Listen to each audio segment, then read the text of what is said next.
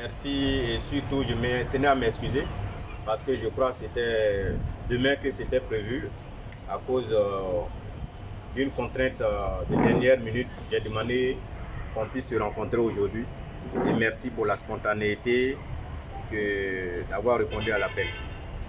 Et comme je le disais avant qu'on ne s'asseye, c'est d'abord pour vous souhaiter le meilleur vœu, les vœux de santé pour tout le Barbo, pour nous tous, pour tous nos frères. Des vœux de bonne guérison pour ceux qui sont malades, des vœux de quiétude pour ceux qui ont des préoccupations, peu importe la nature. Dieu seul sait que sur cette terre des hommes, on a toujours des préoccupations. Aussi les vœux de félicitations pour ceux qui ont réussi aussi à des concours, parce que vous savez, c'est ce que nous faisons. Depuis des années, nous incitons les jeunes à être présents. On les fait participer à des préparatifs aux concours, aux différents concours que les gens organisent. L'ENA, ceci, on paye ces formations pour que nos frères, quand ils se présentent à ces concours, ils soient armés. Et donc, on est heureux chaque année de vous dire qu'il y a encore des admis. Moi, c'est ça qui fait ma fierté. Pour que demain, quand on n'est pas là, il y ait des personnes qui pour nous remplacer. Soyez sûr d'une chose. Tant que je dirai moi, c'est que on n'a pas vous. Avec moi, mon souhait, c'est vous. C'est vous. Et je suis l'un des rares, quand je vais au village, à chaque fois, le comptable me dit, non, lui me dit, ah non, le carburant, il faut changer le montant. Je dis, mais quoi? Il dit, non, il y a un tel. Je suis à l'aise parce que ce n'est pas mes véhicules qui composent mon cortège, parce que c'est vous tous, vos véhicules. Je suis content d'avoir des jeunes qui se débrouillent pour être dans mon corps. Et c'est ça qui fait la force. C'est pourquoi je vous ai dit, soyez plutôt des jeunes leaders et non des jeunes qui font de combat. Quel combat on peut avoir si ce n'est celui du développement? On est tous des frères dans le Barbo. On est tous des frères dans le Barbo. C'est pour ça que je vous interpelle à chaque fois, même si vous voyez des pics sur les réseaux sociaux. Vous savez, quand on a décidé d'être un homme politique, on a décidé d'accepter des injures. Donc les gens peuvent nous injurier, mais ne tombez pas dedans. Moi, j'ai demandé à mes enfants, quand souvent ils me montrent certaines choses, je leur dis non, ne regardez pas, parce que c'est pas ça la politique. Abidjan, ça peut être ça parce qu'on n'est pas des familles, mais dans le Barbo, on est tous des frères. Si tu réponds à une injure, demain tu vas avoir honte, parce que quand on va te dire cette personne a un malheur, quand on va t'expliquer les liens de parenté qui vous lient, toi-même tu auras honte d'avoir répondu. Raison pour laquelle je vous exhorte à ne pas tomber dans ces genres de provocations, parce que c'est tout juste le temps d'une élection, et puis après on est tous des frères. On est tous des frères, donc ne tombez pas dans ces provocations-là. Je pense que c'est des gens, c'est généralement même pas nous les leaders qui le faisons, donc ne répondez pas à ça. Je pense que c'est quand on n'a pas d'argument qu'on arrive à avoir ces genres de choses. Comme vous le dites, le plus important, comme je le dis toujours, travaillez. Peu importe ce que vous faites, travaillez pour aller de l'avant. Je le dis à ceux qui sont étudiants et élèves, moi, mon projet, dans la vie, si tu n'as pas d'objectif, tu ne peux pas réussir. Il vous faut un objectif et il vous faut une vision telle que le président de la République l'a tracée pour la Côte d'Ivoire. Quel que soit ce qui arrive, chaque jour on voit des choses qui se réalisent. Moi, j'ai eu la chance d'avoir un papa qui n'est pas allé à l'école, mais qui a eu ça. Il a attrapé ma main un jour, il m'a envoyé chez un instituteur. Il s'appelait M. Baki Traoré. Et bon, moi j'étais tout petit, bon, c'était l'année même qu'on faisait le CM2. J'ai eu la chance, on m'avait présenté au CM1, mais j'avais tapé pour tout, je n'étais pas admis, j'étais petit. Je passais mon temps à jouer avec mes amis de CM1 alors qu'on me demandait de présenter au CM2. Voilà. Donc j'ai joué. Mais quand je me suis présenté au CM2, mon papa a pris ma main et on allait voir le maître. Il a demandé au maître quelles sont les meilleures écoles. Moi j'étais petit, je les écoutais. Le maître dit non, il y a Yamsoko, il y a aussi une école, il a dit à l'époque Harvard, aux États-Unis. Moi j'étais là. Bon. Et donc quand je devrais aller en 6e, mon papa m'a dit, ok, voilà ce que le maître a dit. Comment tu peux y arriver? Bon, moi je sais pas, je dis bon, il y a un seul moyen pour que tu peux y arriver. Tu peux ne pas être le premier. Je ne te demande pas d'être le premier. Mais dans ta classe, il ne faudrait pas que quelqu'un étudie plus que toi. Et c'est ce que j'ai toujours fait. Moi, dans ma classe, je peux ne pas être le premier. Mais dire que quelqu'un étudie plus que moi, ce n'était pas possible. Donc, je pouvais étudier jusqu'à 2h du matin, 3h du matin. Ceux qui me connaissent, ils savent que j'ai le sommeil difficile. C'est de là que cela vient. Donc, à chaque fois, quand il est l'heure de me coucher, est-ce que je dis tout le temps, est-ce qu'à l'air là, il n'y a pas quelqu'un dans ma classe qui est en train d'étudier? Si la réponse est oui, je continue. J'ai fait ça. J'ai fait ça. J'ai toujours été premier. Quand je suis arrivé à Tanda, j'ai toujours été premier. Après au lycée technique, là j'ai calé un peu parce que là-bas c'était à l'internat et je ne pouvais pas étudier. Parce que quand il est là, on dit tout le monde s'en va se coucher ensemble. Alors que moi, mon business, c'était étudier quand tout le monde... C'était continuer.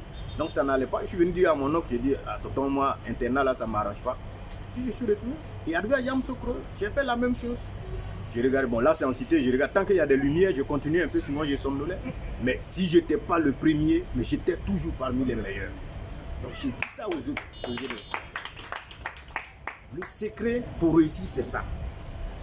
Même dans votre travail, vous pouvez ne pas être le meilleur, mais faites tout pour être parmi ceux qui se donnent le plus. Si vous faites ça, vous allez réussir. Vous pouvez être le balayeur de rue, mais si vous devez être le meilleur balayeur, vous serez un jour le directeur de cette société de balayage. Vous pouvez être un mécanicien. Si vous êtes le mécanicien qui se donne le plus, vous serez le chef de ce garage. Vous pouvez être vendeur dans un kiosque à café, mais si vous vous donnez le plus, vous pouvez avoir vous-même votre kiosque demain. Vous pouvez être un élève. Si vous vous donnez le plus, vous serez ingénieur, vous serez tout ce que vous voulez. Donc pour ça, on n'a pas besoin de choses. Si vous voyez que nous, les députés, on doit appeler à faire, j'entends des gens dire, on va faire le développement dans le Barbeau, on va faire ceci. Ça me fait rire parce que c'est leur rôle. Ils sont au conseil régional, ils ont été élus pour ça. Si vous voyez des députés en train de poser des actes de développement, c'est parce que les autres ne le font pas. Donc ne reprochez pas aux autres députés, nos parents qui nous ont dévancés, que je respecte beaucoup. Ne leur reprochez pas de n'avoir pas fait ce qui n'était pas leur travail. Parce que ce n'est pas leur mission. Le rôle du député, ce n'est pas de faire des forages, comme moi je le fais, je suis obligé de le faire, ou bien de moderniser les choses. Mais on est obligé de le faire parce que les autres ne l'ont pas fait et on ne veut pas voir nos parents souffrir. Donc quand quelqu'un dit que je veux le faire, demandez-vous, est-ce que ce n'est pas son travail? Si c'est son travail, alhamdoulilah, on n'a pas besoin de se taper la poitrine pour ça, ce d'autant plus qu'on a eu les moyens pour ça. Et quand on veut se montrer garçon, c'est pas sur ses propres frères. Donc je voudrais vraiment vous dire merci. Merci d'être là ce soir. Merci d'avoir partagé ce moment. Alors donc, retournons, soyons sereins, comme aimait le dire notre illustre, soyons zen. Vous savez, ce n'est qu'une saine compétition. Ce n'est qu'une saine compétition. Il y a des gens qui sont des amis du président, mais le président, il peut nommer ministre, le premier ministre, il peut nommer des ministres, on n'a pas besoin de quoi que ce soit. Donc, soyons zen. On est tous des frères entre nous. Ne répondez pas aux provocations. Après tout ça, là, on va s'asseoir pour causer entre nous en famille. C'est pour ça que je vous dis. La réalité, tout ce qu'on fait là, c'est la réalité là, c'est sur le terrain là-bas. La réalité, c'est sur le terrain. On est parti faire les campagnes présidentielles. On sait qui a tourné, on sait qui n'a pas tourné. Mais quand les résultats sont... L'objectif, c'était d'avoir le résultat. On a eu le résultat. On sait d'ailleurs comment on est arrivé ici. Donc, ce que vous êtes en train de dire, on ne nous apprend rien. Le plus important, c'est le bonheur de nos parents. Le plus important, c'est vous les jeunes. Et je vous le dis, n'attendez tout des gens, c'est vrai. Mais donnez-vous plus qu'on ne vous demande. Si vous vous donnez plus dans votre travail, vous serez satisfait. C'est ce que j'avais à vous dire cet après-midi. Et surtout, n'oubliez pas que quels que soient les enjeux d'une élection, dans le Barbeau, on est une famille. On est une famille. Donc ne tombons jamais dans la provocation. C'est deux personnes qui font pas là. C'est pour ça que quand il y a les choses, les gens disent je ne parle pas. Même comme on le dit, même quand on dit le mouton ne mord pas. Mais le mouton a des dents. C'est pour préserver demain que je préfère ne jamais répondre aux provocations. Et en retour, je vous demande d'en faire autant. Le plus important, c'est votre avenir. Le plus important, c'est pouvoir vous encadrer, vous donner le meilleur exemple pour vous, vous pousser à travailler.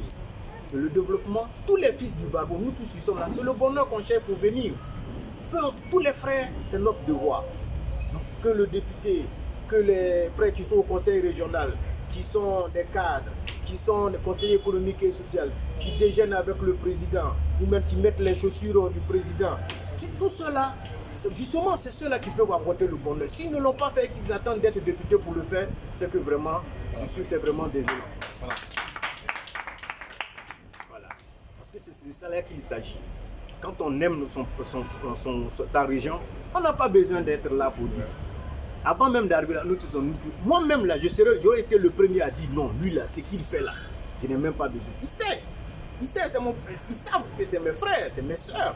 S'ils font leur travail là, je n'ai pas besoin de ça. C'est parce qu'ils ne le font pas. Et comme je le dis, mon rôle c'est ça, c'est de les challenger, de les pousser à travailler.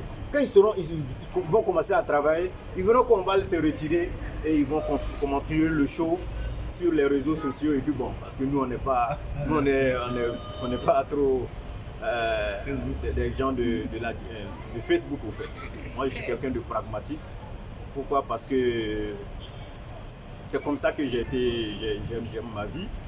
J'aime que mes enfants puissent se promener librement sans qu'ils soient étiquetés, c'est le fils d'un. Voilà, donc chacun a sa vie. Voilà. Donc je vous exhorte à travailler. Je vous exhorte à ne pas répondre aux provocations. Parce que c'est très important